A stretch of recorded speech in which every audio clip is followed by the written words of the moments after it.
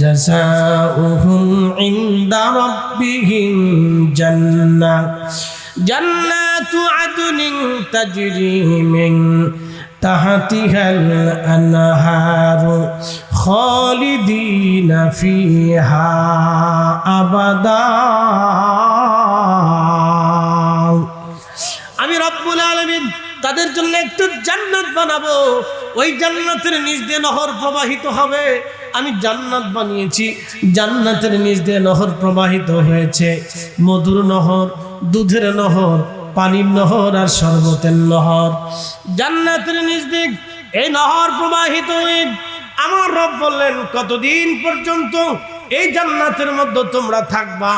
আমার আল্লাহ তা বলে দিলেন খালিদিনা ফিহা আবাদা, চিরদিন চিরস্থায়ীভাবে এই জান্নাতের মধ্যে তারা থাকবে। কোনোদিন এই জান্নাত থেকে তারা বের হবে না। কোনোদিন এই জান্নাত থেকে তারা বের হবে না।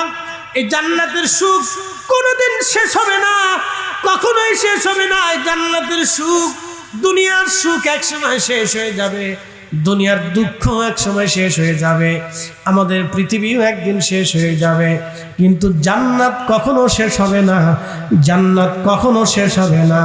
একবার জোরে বলা যাবে কি সুবহানাল্লাহ।